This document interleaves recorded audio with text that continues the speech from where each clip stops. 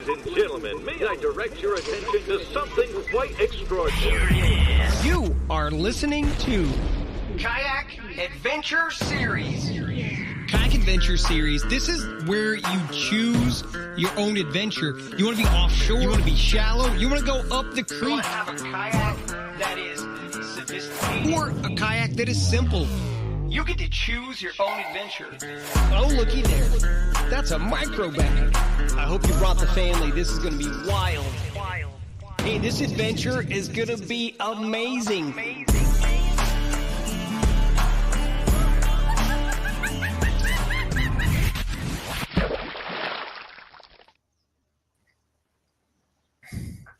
There we go. Right on. Little pre-record action for your Kayak Adventure Series live stream. I guess we can't call it a live stream. It's not really live to us right now, but are you alive, Jake? We somehow like survived. It looks like you're alive and you barely survived Ozarkana, then iCast. I know I'm ready to fall over already. And then I leave for Susquehenna in 12 hours, 15 hours, something like that. It's been a little bit of a nuts, like whatever, like a few weeks. So we'll get through it. I know I told my wife, I was like, this is going to be the hardest stretch of the whole year, but don't forget, like by mid-October, November, December, January, like we're going nowhere, doing nothing, and just fishing. That's the fishing industry. This is our busy time, man. But iCast was fun. It was good. We got it was some connections there. It was definitely like a calmer year, I noticed, like far as releases, but there was some big kayak releases. There was the new XT, I think it's XT, right? XTR 130, or is it just XT? I don't remember. The Bonafide. I can't remember. And then the Wilderness Tactical, I think they call it Tactical 130, maybe something like that. Yeah. They were both pretty much the same concept. They were a big kayak. That actually brings up another discussion, and we could even talk about with our guest here today when he comes in. But at some point, doesn't like someone like maybe Steve Owens from Bassmaster, Chad Hoover, AJ, maybe us, who knows, but like other people almost need to get in a room and say, we better like define it now. You know what I mean? Like define it now, because those are. I mean, if everything else was, we already kind of were considering boats. These are legitimate, like boats. Like there's no if, uts, and ands about it. They are boats. They're not kayaks, but we're quasi calling them kayak because they're made by kayak companies. And you know what I mean? Like we love them and they're great. I don't, but I just think at some point you got to like draw the line, and I'm not saying that's it and we're past it, but they're just going to keep getting bigger. So what do you do? Yeah. Anyway, I don't know. I was skeptical when I saw the release and then I saw it in person and I was like, all right, not bad. I mean, it's a very well thought out boat. Like there's a lot of things that I liked about it. I think it'd be awesome if you have a trailer and you like fishing like big swim baits. And the reason why I say that is a lot of people like to stand while they fish those, and you could stand up on that platform. You could still get in the like pretty skinny water, and it probably handles pretty big chop decently. So like I could see that being a popular boat in like California. Mm-hmm. So, I can see any sight fishing. It's a good boat. I thought it was cool. So kudos to Bonafide on that boat. Hans and the gang over there. Well done. Speaking of those guys, the Fiesta on the Suskies coming up next, and that one is presented by Bonafide Kayaks, where we will be raffling off a Bonafide RVR 119. Yep. And that's gonna a pretty sick boat. So. It is a sick boat. We're gonna raffle it off. Yeah, it's kayak. And it's all, of course, proceeds are going to pediatric cancer through that Punt Foundation. So that one is exciting. We're up to 20-something people registered for that event. So we got probably almost 30 gift bags left to hand out to the first 50 who register. So that's pretty exciting. And it's going to be a big one. I think it's going to be a big one. It could be our biggest yet, Jake. So I'm excited because we'll be at the Susky, and then 2 weeks later, back at the Susky. So if you're missing the Bassmaster Susky, if you aren't fishing that one, like Jake and I are fishing this kind of high elite level. I know that Kayak Adventure Series isn't like for that necessarily. It's, more for that kind of intermediate. We get some hammers in there, don't get me wrong, but more for that intermediate, and some of the top tier anglers, of course, fish it like who we're going to interview tonight, Johnathan Dominguez, talking about his big win at Ozarkana, but still plenty of time to sign up. Before we bring him in, Jake, we do need to do one announcement and pull up a graphic that I'm going to bring in right now. We have a new sponsor, a sponsor just for the podcast, ladies and gentlemen. Where's the drum roll music when we need it, right? Hold on, we might have that. It might, I don't know. If Billy was here, maybe he'd have it quickly, but if there's a delay, then it's not, then it's irrelevant. It doesn't have any effect if you have to wait that long to do it. So let's just do it. Raccoon Creek Outfitters right there. Thank you to Raccoon Creek Outfitters. They called us up, Dustin Hoy, and was like, hey, I love this live stream. You guys do it pretty much every week. I noticed you didn't have an official sponsor of it. So what do you think about Raccoon Creek Outfitters being the sponsor?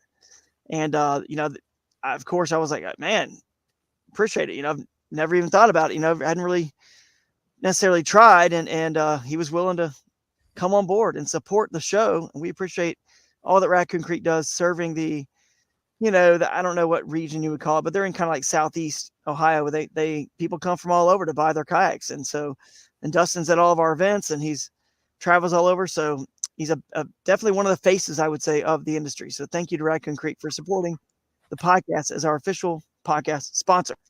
And they have a lot more than just kayaks. I've been following them on social, and they do some cool stuff over there. So they have a campground, and they do full kitchen. They have a chef there some weekends. It's an awesome time. If you've never been to Raccoon Creek, it's a good time.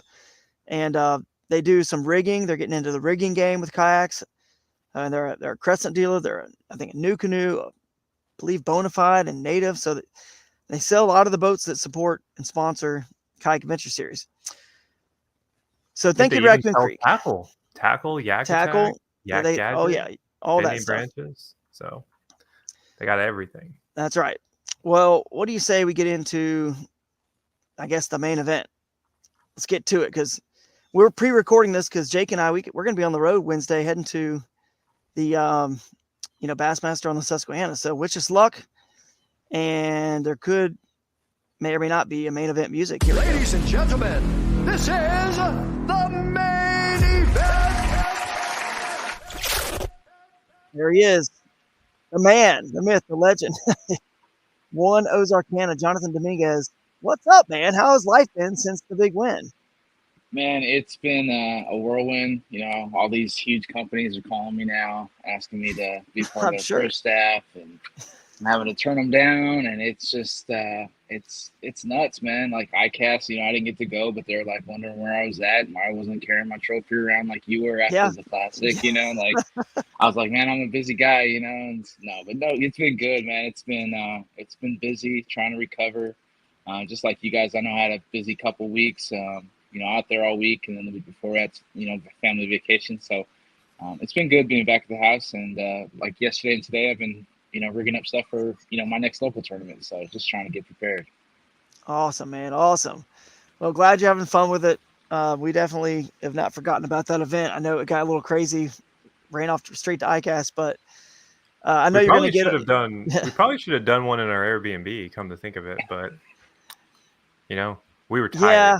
Drew was in bed by like 7 every night, so he's in that like old man phase. Like July is like, he's on that like senior citizen schedule. It's not true. I wanted to be in bed by 7, but it never worked out. It was more like dream. Yeah, more like 10 o'clock, but 9, 10. But anyway, it was a good time. But Johnathan, so we're gonna have to rehash this whole event, man. I mean, I know it's still fresh on your mind. This was one of the coolest styles. If you guys didn't hear about it, I'll bring everyone up to speed. You know what I mean? Who didn't listen to the awards, I'll bring them up to speed. So before we actually had this event, I always have to look through and see what water we're going to keep in bounds. And of course, we want plenty of rivers, plenty of lakes, plenty of creeks, plenty of all the above, flat water and moving water, because in case it floods and rains, you need all kinds of water types. So they're still safe, and plenty of fisheries available, plenty of water. But this Mingo Wildlife Refuge, I literally looked at it and thought, no one's going to fish there, right? Should I even put this in bounds? Like, there's really it's a lot of weird water. It's like a swamp. It has water half the years, half the time it doesn't.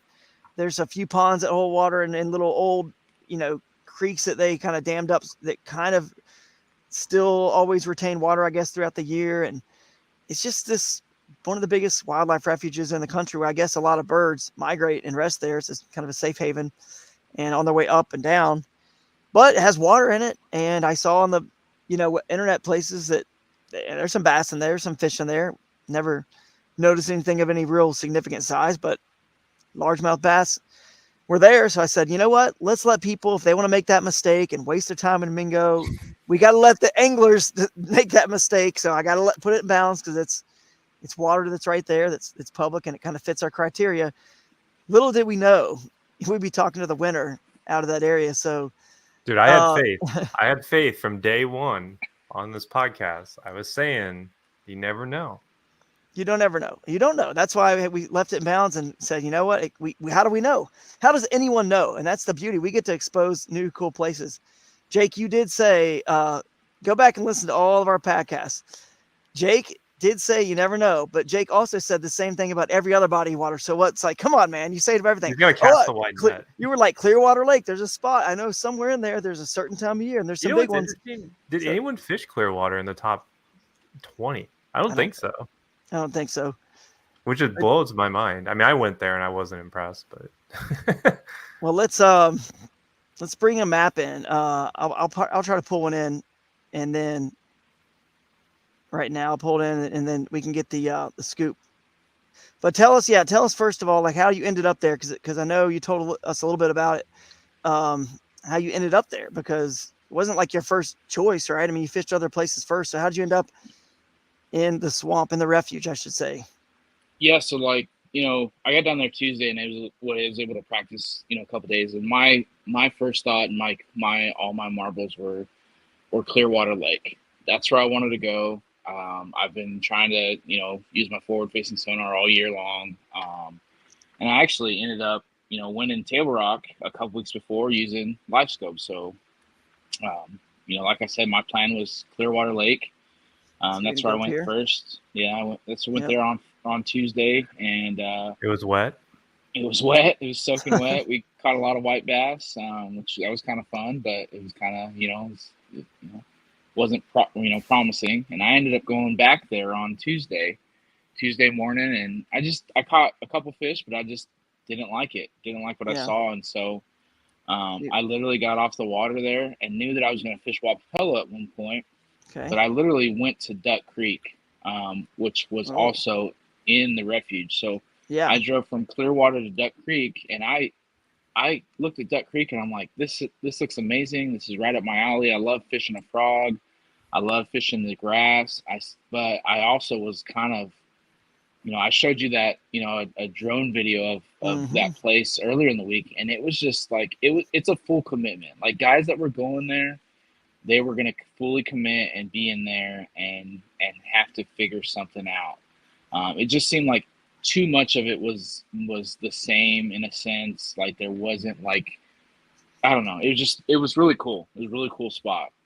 And so I fished from the bank there for a little bit, and there was activity, but I didn't catch any fish. And I'm like, if I come back here, it's got to be like a. Sorry, I got kids. I got kids rolling up on me right now. So, hey, go back in and see Mama, guys. I'm gonna have to bail out here a second. But keep going. You keep going. I'll remove myself. You guys keep going. Yeah, it was a full commitment for Duck Creek. So I actually went back to Wapapello on on Thursday and fished there, and then I actually ran into Robert Swearingen, and of course he had a spot down there by the dam, and I fished that area. And again, I wasn't confident in anything of that. And then I actually ran into Robert again, and he told me about May Pond there on the refuge. Hey, come on, it's May Lake. Give it some May credit. Lake, excuse me. It's barely a lake. It's a pond. It's super small. And after that, having that 4 hours on Friday for the Kayak Adventure Series, to me, it's like, this is 4 hours. I can go fish this. If I don't like it for 2 hours, I can run over to Duck Creek. There's another Fox Pond right up, or Fox Lake right up the way from that May Lake. I'm gonna find that May Lake. there was Mingo Lake. There it is. So there was plenty other smaller spots like right around that area. Like even just east of there was what was it called? Monopoly Lake. Monopoly Lake. That's it here in the middle. Correct. Yeah. So like they didn't have the name. That's it. Correct. That looked crazy too. But that was my thought on Friday. Like I can this could be my pre-fishing. That 4-hour window. Yeah. It could be my pre-fishing. So I ended up getting to May Lake, and Mike Kiefer and Lance Burris rolled up, and I'm like, holy crap, like these guys are hammers. This May Pond's not big enough for all three of us. And they're like, yeah, I don't think we're going to stay here. We're going to get out of here. And I'm like, oh, thank goodness. So I ended up having 2 other kayakers show up. And I think the really cool thing about your format that you've done, and this is kind of like a telltale sign, those other 2 guys were on fishing the team side, and I wasn't fishing the team side for KAS. So it kind of worked out well for all 3 of us. But these guys were green. Like, this is one of their first tournaments I ever fished. We got there to the bank and we were talking, and one guy didn't even have his identifier code. And I'm like, do I be a jerk and be like, hey, sorry about you, go get service? Or do I say, hey, here's your, I ended up giving him the identifier code. But, they were both in paddle kayaks, just had a couple rods and some tackle on them. But it was really cool fishing with those guys both days, helping them out, talking to them.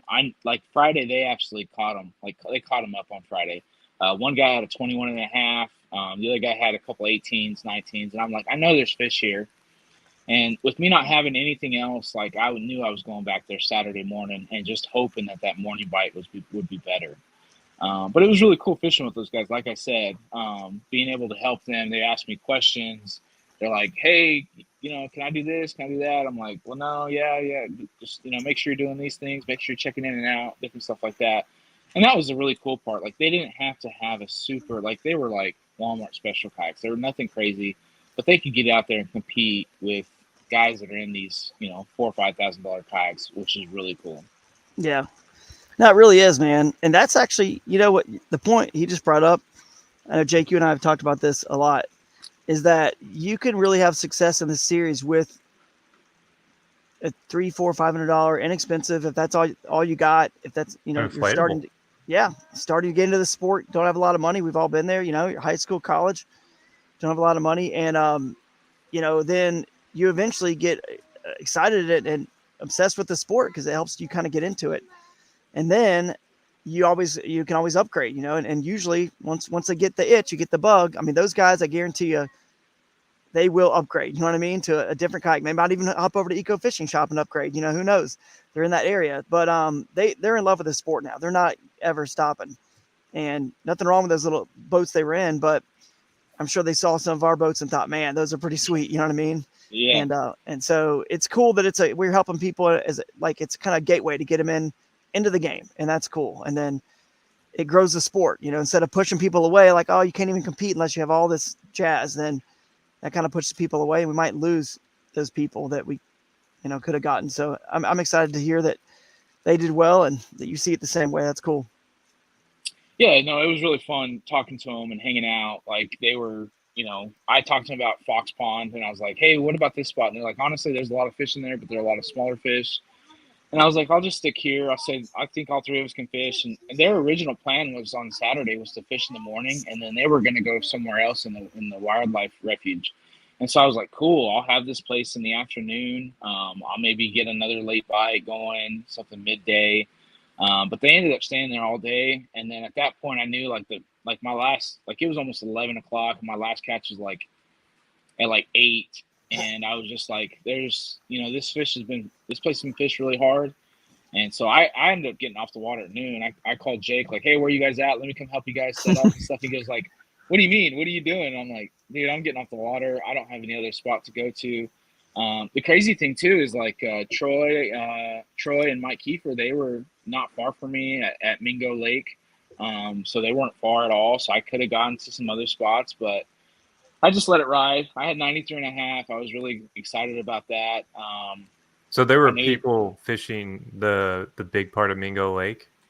Yeah, so Troy and them were fishing Mingo Lake. I know Kiefer went to Fox Pond that morning. Cool. And I think he ended up to Mingo Lake, and Mike Kiefer did well. I think he finished like He's third or right there in fourth. sixth. Yeah, so like they were in Troy, all those guys were right around that same area. I know there's plenty of guys at Duck Creek as well. Yes, There was some cast a check in Duck Ted Creek. Yates was in Duck Ted, Creek. yeah. Yeah, he was micro bagging, and then he caught an 18 on his micro bag, and he was like, "Well, maybe there's." I think he said. I think it was a 17. He says. I think it's one of these 16 and 3/4 right here. Okay. Yeah. But he had a great setup for that spot too, because he's in a Compass, smaller, lighter kayak. He had the fin drive. But honestly, like for Duck Creek, you were better off having a paddle kayak or something super light. But I was talking to him about that too, and that's why. And really, the biggest reason I went to May Pond was Robert Spurgeon. He had showed me a picture of it, and I'm like, that place looks pretty cool.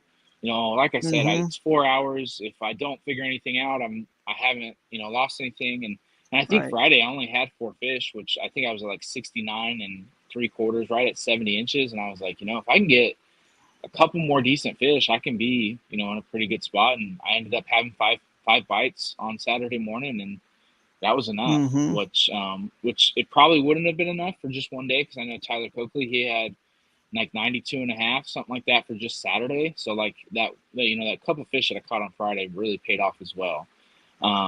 But there was like that refuge had a little bit of everything. I mean, you could literally get into a ditch and not be able to turn your kayak around and fish like the ditches. It was nuts. Like there was all kinds of water. There was moving water. There was ponds. There was lakes. There was just everything in there. So like someone could really figure out their strength and fish there. Yeah. There's a lot of stuff that actually didn't get fished too. Like I've got to pull up on maps just from like, 'cause I fished I fished Duck Creek. That was the clip you saw there. Just so people understand what kind of area it was, is lily pads and stuff. But I fished Mingo Wildlife just for fun fishing, and I put in the Mingo River. We fished it for about 2 hours. Went all the way up to the lake where I guess a lot of people were fishing. But there's a lot of things that people like. I think you could spend all year there and not really like tap into everything, because if you take Mingo down into like where it becomes Turkey Creek, there's a little sneaky spot that I had figured out that I know Drew and I talked about that no one got into, that I think would have had some fish. But there's also like a lake down there, which is interesting because you can see it's clearly got a boat ramp and people have been fishing it. And on the outside of the lake is like a spillway with some current coming out of it that dumps into another drainage ditch. So like these things are complex, and there's probably a lot of fish in there. Like I feel like you could spend your entire summer fishing Mingo and still discover new stuff every day. So it's a really cool area. It is, for sure. And that's it. Actually, this is the big bass, by the way, that would have been the big bass of the tournament had he been in the individual division, but it was like a 21.5. It came out of it. You can see, the kayaks.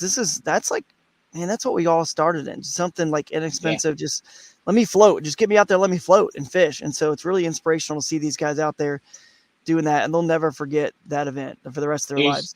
It was really cool talking to him, because he had just bought that net, and he's like, "Oh man, this net has been a game changer, man." I said it's probably a good time to have one right now. He's like, "Man, I just picked it up from Walmart or whatever, but it's been perfect." And I've been, he was stoked, like just to watch those two guys, younger guys, getting into the sport, and really that's what it's about, like that's the next generation of guys. And so it was really cool talking to them, helping them, and like we literally, like it was small, so like we would literally just fish all around each other. The other wild thing too is they told me that they had just sprayed that May Lake a couple weeks ago, and so I honestly think that if it wasn't sprayed, I think it could have been like a really good topwater bite. But there was just like gunk on, and it was just on one half of it, and so like the other half in the middle and the deeper grass that wasn't getting affected is like where we caught most of our fish. And I think if you like, Attorney X, if you pulled up that map and looked at all those catches from those guys, like all 3 of us, they would be all in like that one area, that where the deeper water was, and there was water flowing through there too. There's a where it was draining out. It's actually west of there where you're looking at. That's that lake right there I was talking about. If you look to the left, there's like a spillway right there. You see that little spillway? Yeah. And there was water coming out that because I drove over it. Yeah, that thing was humming. But where's that Fox Lake and all these other ones? They're just kind of all in here. Yeah, so Fox Lake is just north of that May Lake. If you go east a little bit from that lake you were looking at, it's right there. There it is, bottom right left. Yeah, Yep, there you go. And then there's a Fox Lake. There's Fox Pond. Far. Oh, there's Fox Pond. There you go. And they were telling, like, they were completely on. He goes, "You want the truth?" And I was like, "Yeah, man, tell me the truth." He goes, "Well, there's a lot of fish in there, but there's not a lot of big ones." And like I said, I think Matt Kiefer went there in the morning, and he had a pretty quick limit. And then I think he moved to that Mingo Lake, and I don't know where that Mingo Lake was at. It's but right there. I think Troy was. This was called Monopoly Lake on the map. So I don't know what Mingo Lake is, unless I was under the impression that was the main Mingo Lake. I went in there. So through up ditch number 5 here. Maybe you put in here and then go straight up ditch 5. I just went up Mingo River. It goes right into it. So. But yeah, that right literally, like, there's so much water in there. Moving water. Yeah. You know, ponds, lakes, like, it was wild. What's real brackish through there. from all the plant life. Yeah, like acidic and tannic. Yeah. Yeah, exactly. So, wow. That's crazy, man. Who knew that was going to happen? I mean, we left it in because we thought maybe this is something cool, but it's just kind of a cool game we created with honestly, all the waters that you put in bounds, you just don't know what little hidey hole might take the wind. I actually started looking at there's a lot of big wildlife refuges in Ohio. Hang on, I got to open a granola bar, apparently. Okay. Yeah, we have a lot of those like that inside, up here in the Mississippi, where it's like kind of just miles and miles of just open water with like swampy type stuff, cypress trees, stuff like that. I know I posted it's funny because like earlier this year I posted to my story of me fishing an area that looked exactly like Mingo. And Johnathan was like, "Where is that?" I don't know if Johnathan even remembers asking me that, but it was actually off the Illinois River up north in one of these like sloughs that was basically a giant wildlife preserve. And it's honestly very similar to this. So it gives me hope that maybe I can go up there and find something someday. Yeah. I mean, I started looking around at all these right here in Ohio. I was like, my goodness, no one's ever fished these. You know what I mean? Like all these wildlife refuge areas, really, no one's ever even thought about doing a real like big tournament there. You know what I'm saying? Like, and it's just all habitat, all in the middle, just like Duck Creek Conservation Area was. I know you were in a little different pond, but I mean, it's still fed by it, right? So like they've dammed it off, but it was created from that ditch, you know. It's like they dammed it right there on the Flat Banks Road. It's probably in high water. A lot of those fish spill over in and out of there. Yeah. So. Anyway, it got me looking at all this stuff and thinking how, you know, these might be players in the future. These kind of areas. Honestly, like going into the event, like my thought process is like Wapello and Clearwater Lake. That's where I'm gonna go. That's where I'm gonna spend my time. And like to me, I thought that refuge was kind of a needle in a haystack. Like you really had to take your time and invest in that.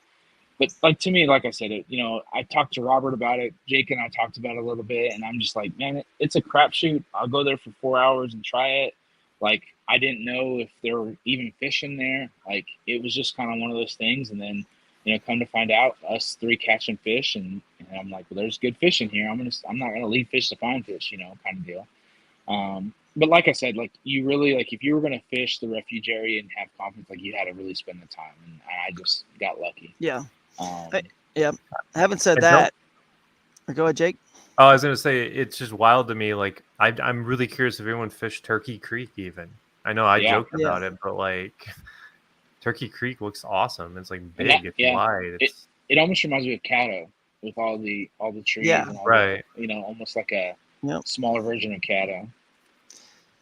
So this is the recap article. I'm pulling it up. You guys can hopefully see that, and talks about how Tropical Storm Beryl rolled through, and but one of the cool things was in this individual. There's some of your pictures there. Yeah, man. Which didn't we have a video to show? We could share it here, didn't you? You have a video to share? Didn't we share that somewhere already? Which one? Didn't you show me a video of? That's where we got the screenshots from Jonathan's catch, one of his catches. We should pull that up here if we can. But here's the if you guys haven't checked it out, kayakadventureseries.com. Here's the recap article for Ozarkana. I do have some videos. The top 10 breakdown by water type, because we're sitting here talking about like somebody's out there like, oh, this doesn't seem right or doesn't seem fair, whatever. You know, wildlife refuge, that's hokey. It's not. This is like everyone had a chance and a choice to go fish it or not. So it's perfectly level playing field. And it's not like dominated. You know what I'm saying? Like the beauty of the Kayak Adventure Series that we've always said is that it's like UFC. All different styles of fighters come together in the same octagon, and then let's see who can take down who and who can win, right? And that's the way Kayak Adventure Series is. And you might have had first in the refuge, but second place was in a river, Tyler Coakley. Third place, he was close. Chad was in Wapapello. He was very close, like an inch away. Chad was very close. Another quarter inch behind him was Chad, right? So Chad and Tyler were both literally like an inch away from you. So it could have been one. I'm sure they lost a fish or something. You know what I mean? If you lose one of your fish, then they win, right? If they don't lose some of the fish they lost, maybe they call up an inch and a half and win. So that's how close it was between 3 different water bodies in that same area, which is so cool. And then 4th and 5th in a creek, 6th back in the refuge, 7th, Steve Baker on the river, 8th, Swearinger back to their large reservoir. Ted Yates, we've talked about him in the refuge, and then Benjamin in 10th was on a river. So that is just amazing. I love seeing it like that because that just means that nobody really, like anybody can win on any style. If you like live scope, you could have used live scope and probably won this event. If you don't like it and you just want to fish a creek, you could have won or come close here, as you can see. So love it, man. I love to see that result for sure. No, definitely. It's really cool. Like I would never think about taking my PA-14 down the river, and some of these guys are fishing like super skinny water, sketch water that I wouldn't even think about taking. But the other cool thing, like you're pulling pictures of the micro bag too. Like anybody can compete in that. Like you can, even me. Even you, Jake, and you can even get beat. Glenda won. There's a lot of other stuff going on besides a big tournament, which I think the Hobies, the BASs, and all that. Those are great events, but this is kind of a little bit of everything for everyone. Like you can find your cup of tea here and enjoy it, and it's really cool what you guys got going on. I know it's being a first year, there's a lot of give and take and learning and figuring stuff out, but it's going to be crazy what year 2 is going to look like. So I'm looking forward to that. It's going to be nuts, man. That. It's going to be nuts. People were talking to us a lot at iCast about it, and they were excited about Ocalapalooza down in Florida already, because I think people are gearing up for this series after they've seen, appreciate it'll be Toyota. Here before you know it. It will be, because February is not that far away. So you can see lots of nice galleries here on the site. There's Chad with a big one. Anything we get from you guys, from the anglers, or anything we get, as the Kayak Adventure Series, our production team that follows and goes out there in the water, we'll add it to the gallery. There's the Omnia. And I got a ton of videos from this. Tons. Yeah. You guys are so good about this event. And they keep coming in too. So keep it coming. Yeah, keep it coming, guys. We'll make a little recap video about it. And we can hopefully have all those done in the winter. So when there's nothing to do in the winter, hopefully we'll have a couple of videos out for you guys.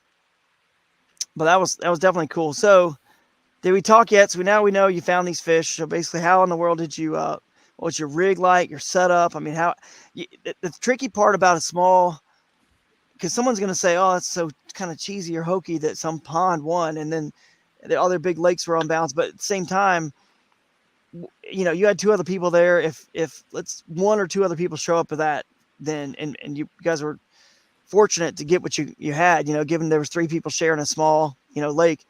But it's risky. It's a challenge, and it's tough when they sprayed, like you said, all the fish were in one segment. So how did you end up catching them? What was your bait of choice? So Friday, most of them were on a chatterbait. I had like a silver and white one tied on. I think it was one of those new Evo ones. Is what I had tied on. I caught some small ones on there. I think my biggest was like 17 3/4. But it was kind of wild. Friday, there was 2 guys in a canoe that were fishing as well, and they were fishing shallow. Yeah. But they were throwing, like you could hear them the whole time. All you hear is, they're buzzbait, and that's all. Both of them were throwing as a buzzbait, and I don't think I saw them catch a single fish. And I'm like, topwater's not playing. Like I am not. Like I can leave the topwater rods at home tomorrow. Like I watched these guys fish this entire lake, not a single bite. Well, come to find out, one of the other guys was fishing like a big 10-inch worm with like a 1/4 ounce weight, and I'm like, I hate throwing a 10-inch worm. Like guys swear by it in the summertime, and I'm just like, no. So after catching them on a chatterbait, I caught a couple on a wacky. I actually broke one off on a wacky on on Friday. So I tied on a different one. The water was dirty there. It wasn't clean. It was kind of grungy, kind of nasty. So I tied on the black and blue one. And then I put a green pumpkin trailer on it. But I ended up tying on a jackhammer. And it seemed like that was the ticket for Saturday morning. It was slow rolling. It was, I'd probably lean on my live scope too much, but I was finding like clumps of grass and just casting around there, not necessarily through them. But I was still doing that even in that small little pond, like just finding stuff that, you can't see necessarily if it's not, matted on top, but I just knew top water wasn't there. So I threw that and just slow rolled it. And that Saturday morning I had a bunch of bites. Those guys weren't catching as many fish, which I don't know if it was because they just kept throwing the same 10-inch worm or the wacky, but they wanted something, I guess, a little bit slower, a little more, little vibration and whatnot. But I ended up catching, like I said, I had 5 fish. I think my 4th one was at like 6:11. My 5th one was at like 8:30, something like that.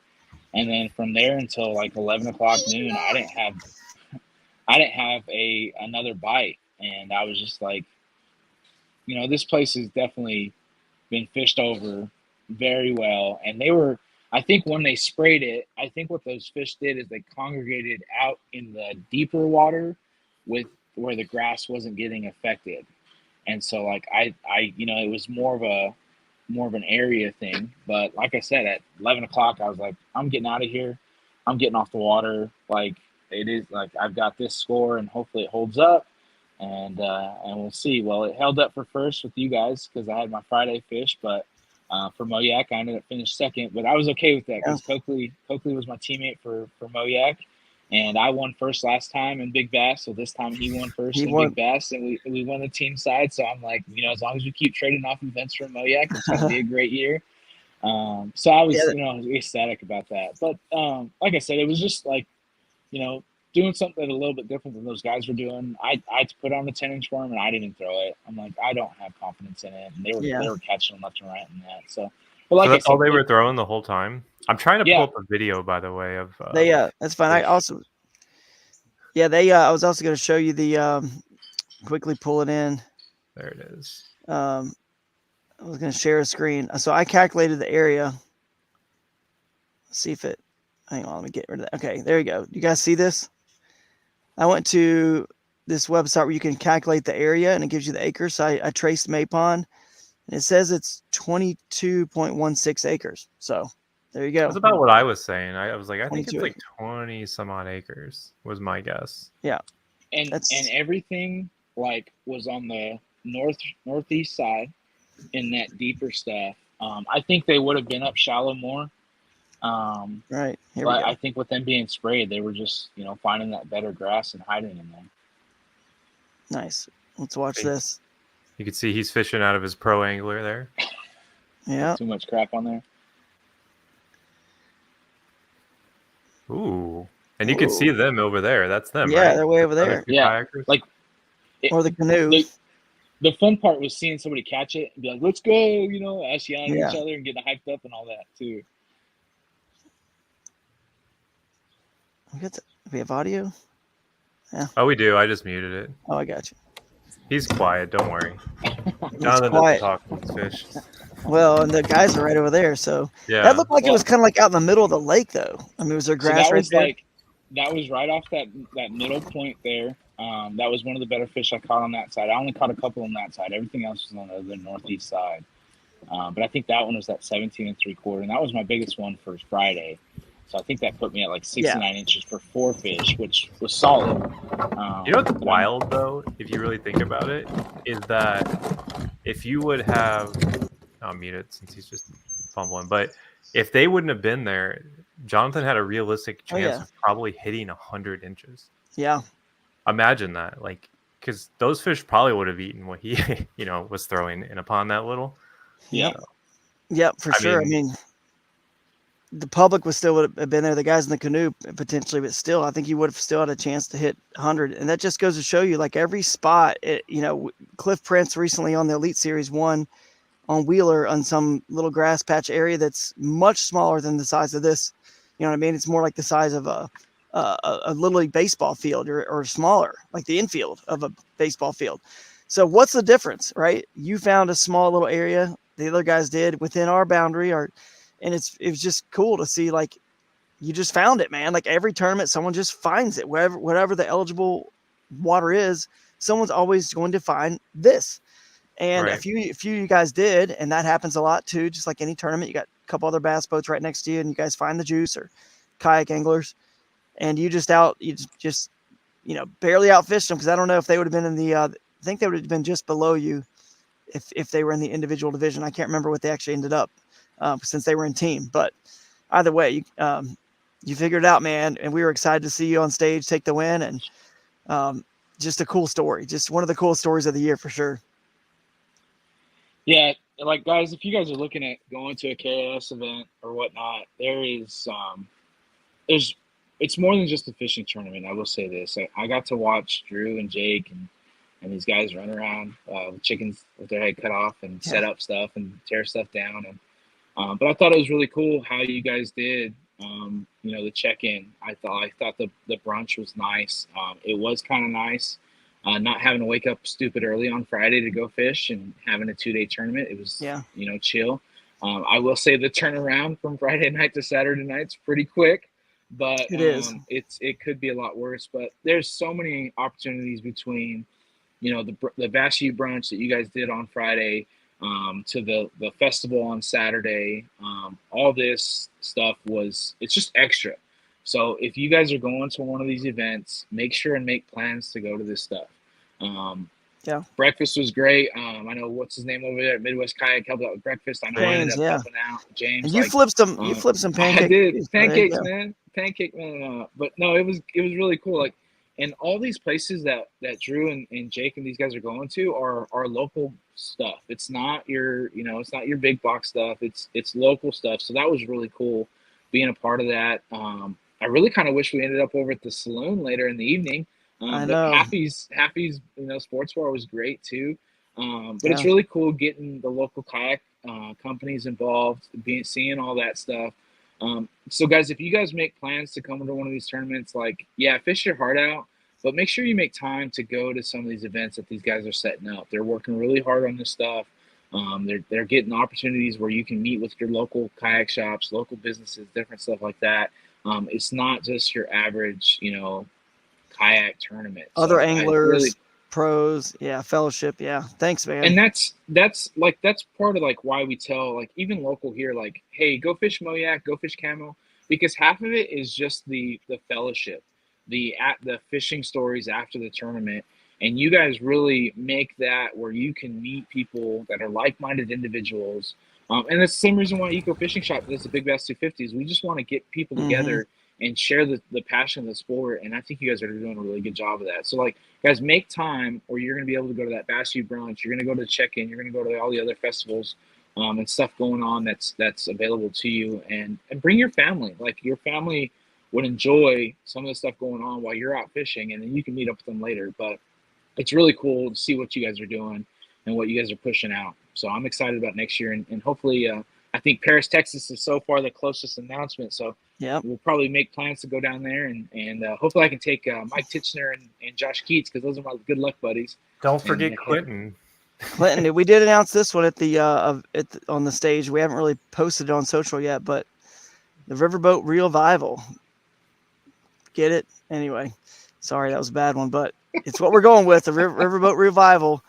And we are going to be in Clinton, Iowa, actually on an old riverboat in the theater. There's an old riverboat that's dry docked, and has a theater, and they use it just as a theater, but it's right on the water still. And we'll be in there. That's a close one for me, so I'm down. Yeah, very close for you. The Smalley Showdown is maybe not as close, but it's the one that most people are talking about so far that we announced, I would say, because it's the most world-class fishing. I mean, people that are in the know that live in Minnesota that saw me at iCast were like, dude, you have no idea how incredible that is and what the world's about to find out about something. And I know Jeff Little said he caught 90 something inches in half a day there up like a tributary off that main river. So this spring, so it was easy. So it's going to be insane. Over 100 inches is going to take the win there for sure. Why can't those smallmouth come down and visit me down here in the Mississippi? Yeah.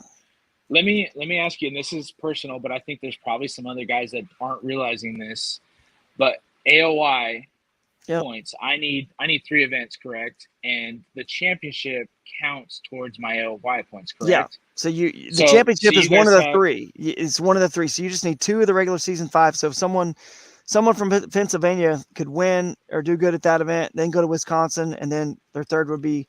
So we may have someone win the AOY that hasn't even fished yet. I would not be shocked if that's the case. Do we lose Johnathan? Do you still see anything? Okay, but we can bring that up actually, because we should bring up the new standing. So present. I don't know where his screen went. You work on getting him back, and I will share a screen, and we'll pull up the latest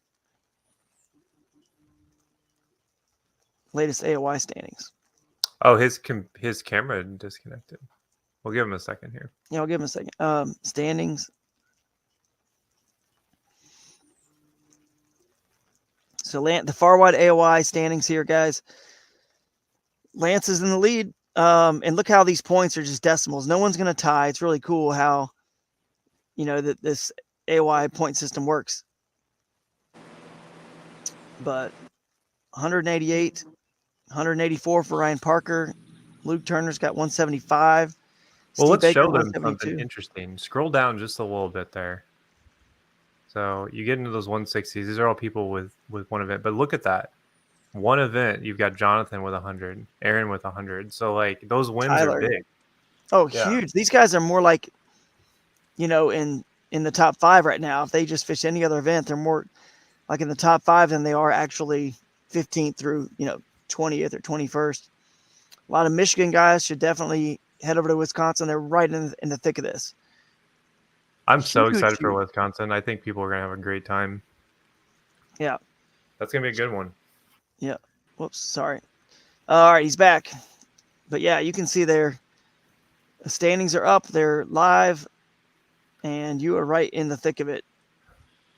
Yeah. Maybe I'll talk Tyler Coakley and us going up, up to Wisconsin and going over to Bowling Green, Kentucky. And who knows, maybe we can figure something out. Bowling Green should be a pretty easy drive for you guys too. Yeah, I don't think it's bad at all. I know Kentucky likes 5 hours for me, so it's probably a little further than that. But probably like 6.5 then. So yeah, 7 maybe. Yeah. And they win that motorcycle, correct? That electric bike. Yep. That thing is wild. Like, yeah, you probably should be giving them a helmet and some knee pads and elbow pads whenever they get that. Absolutely. I actually just we got a real helmet in. Good. So because it needs it. Yeah. So, that thing I want to say, yeah, it goes fast. I want to say I might even have a video. Yeah, we do here. Well, I have a video of John driving, and I'll have to give me. I think I have it right here. Oh, do you? Yeah, here we go. Yeah, there it is. There it is. He was testing out. Yeah, you probably should have gave me a crash course on that thing before I just I know, you just hopped on out there at the end. But did you just, I guess we'll find out if the curse is real. Yeah, I don't use it right. Yourself, is that like touching the trophy? It's the AOY prize. Is that like... that thing moves. It's just like a motorcycle. Seriously. I think we're up to we're over $10,000 for the individual AOY, and at least 5, if not more than that, for the team. AOY, and we're paying down second. It's not like AOY, it's all or nothing. We're paying down, second and third place in the individual and the team. So I've got a whole little thing worked out. So we're going to keep trying to grow this thing. Everyone who fishes one of them. I know you're kind of saying the same thing, Johnathan, but they all just say, "Man, I'm going to do whatever I can to get to others." That was the most fun I've ever had. So if people keep saying that, and I get, and again, thank you guys all. I haven't had a chance to get back to all the messages. Went straight to iCast. I got so many messages from people saying that was the coolest thing I've ever been a part of. Thanks so much for coming and all the work and effort. And we're going to try to go to as many as we can. So it's all about, I know that a lot of you guys went because it was close and it was local, and that's cool. That's kind of what most people do. You definitely want to go to your closest one, right? But the whole point is to adventure new places, and you guys will be blown away because when you go because Johnathan, how many people locally had ever fished Mingo Wilderness and Clearwater and all those rivers? Like nobody ever done that. So it's not like the locals even had that much of an advantage. So don't be freaked out that you're going to drive 8 hours somewhere or 10 hours or 6 and think, oh, I'm just going to sit there and get, just donate my money. It's not true. Those anglers have never fished, even if they may have fished 1 or 2 of the bodies of water in bounds. They've never had the choice of all of these and places they've never even thought to go try out before. And you guys can go find a little honey hole like you guys did in the refuge. And so I talked to Ted. He's from Oklahoma, and I don't know if he was staying at our hotel. Yeah, I don't know if he had a place like Duck Creek close to him, but that's where he went. And, he did well, So it's really I don't think any, like most of the Moyak guys, of course, we went to Wapapella last year, so a lot of those guys have been on Wapapella, but I don't think Wapapella was a player as much as people thought it would be. Right. Because everyone kind of fished wherever. I think those river guys that enjoy doing the river stuff, they wanted to stick to their strong suit, and that's what's really cool about what you guys are doing. Yeah. It's like you can find your lane and stay in it. Yeah, they can almost mess you up. If you have history on one of those lakes, like Wapapello, then you just naturally want to go there. And it may be like the best it's going to fish is not even nearly as good as one of those other bodies of water. If you'd have, been just completely like going into it blind and just testing out some of the other bodies of water, but history kind of almost can fool you. So yeah, I think we got a cool little game we created. We just got to keep getting people to see how fun it is and understand it and the beauty of it. Once they see the beauty of it, they're going to realize, wow, this is cool. It's kind of like, football, let's say like it's exciting the different ways you can score, there's passing, there's running plays, there's kicking, there's end around, with the wide receiver. There's all kinds of different crazy cool ways you can score and action. And here we want to just have as many ways to score and possibly win as possible, because that means it's just like all the unknown, I think, is a good TV product for the NFL. But for us, it's a almost live, right? You guys are filming, a lot of you guys are filming yourselves to have it on the big screen. And the biggest bass of the tournament does win that GoPro Hero 12, by the way. So Chad Davidson won. He had that 20. I think it was a 20. Play that clip? You can play it. Yeah, we definitely actually got that one. If you got it, we should definitely play it. But yeah, that's kind of the idea. We want as many ways as possible. I probably need to remind Chad that I was like, hey, bring that clip. Oh, I don't know if I can look at it. I was like, bring that clip. It might be worth it. And that's on Wapapello. Not to give away his spot, but he said it. That was fast. Boom. That was on a spinnerbait. That was a good net job. It was. But that's it. I mean, if live scope's your game, boom, do it. If motors is your game, do it. If shallow water and 2-3 rods is your game. And that was a 20-incher right there. So nice fish. Which was interesting because we did have a lot of 20+ caught. We had, I think it was a 4-way tie, a 20 and a quarter. It was big bass. So. Oh yeah. Yeah. It was it actually ended up being Tyler won the big bass, even though on stage we awarded it to, I can't remember who it was. We figured out Tourney X is a cool feature. It did it backwards. It shows the big bass. Tourney X shows the big bass of the day. And you look on any tournament on that day, Tourney X shows the big bass of the day. But we actually judge our big bass differently than the Tourney X default setting. So it was under default. So we actually awarded it. And Boondocks was so cool. Jeff Little and Boondocks, guys, go support that brand. I'm telling you right now, because he said, you know what? We gave that to this guy on stage. It was our mistake. Well, not his mistake, but it was just us looking at Tourney X instead of our default tiebreaker is the next biggest bass. Tourney X goes by time submitted. So that's why that got fouled up. But anyway, Jeff was cool. He said, hey, we'll let him keep the T-bone and we'll give it to Tyler, and he'll get the Yak Attack $250 gift card and the whatever it was, the Drifter, whatever he chose from Boondocks. So appreciate Boondocks for doing that. So we got to fix. Even Moyak, their event, because I did all the posts and whatnot. I think all 5 guys except me in the top 5, they all had a 20-inch bass. I know Chad Flair had a 20-inch smallmouth. Like his entire bag was smallmouth. So that was cool to see that it wasn't just largemouth. Of course, he was probably on some river somewhere. But even the Moyak, the top 5 guys, they all had a 20-inch fish. Like I said, I think I was the only one that didn't have a 20-inch fish. But everybody else had really good bags for that as well. Yeah. Very cool, man. Any closing thoughts you have, Jake, on this event? Anything about leading up to the next event? Just get signed up. It's gonna be here before you know it for Towanda. So, Ozarkana was a stressful event. Being my home lake, I feel, or like home area, I felt like I had to make sure that we were busting our butts. But the turnout was good. Like I think the fellowship was really good. That we had a lot of people in halfies every single night. Mm-hmm. I'm glad that we could give them some business. Tons of people used the hotels links too that we had, like the hotels we partnered with, which was nice to see. And the chamber, and the chamber. Guys were awesome to work with. Steve and Morgan, they were so great to us and showed off their area really, really well. It was really easy to sit down in the theater and plug in, so that was nice. Just plugged it right in. That's right. The only thing I will say that we still need to work on, and Johnathan, you can attest to this, and anyone who was at that event or at Michigan or at Shoalipalooza, we still need to work on you guys getting more people either filming or getting us clips. Like you filmed one day, but not the second day. So otherwise we'd have tons of incredible clips to show.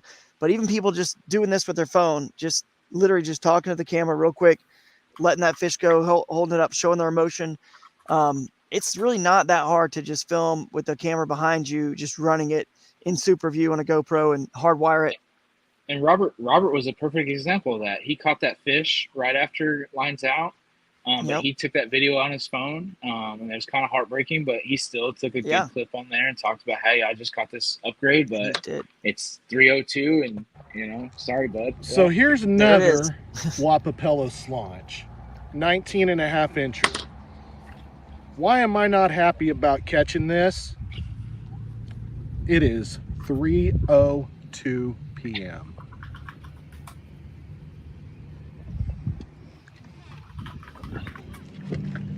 Dude, that's so heartbreaking. It is. It is.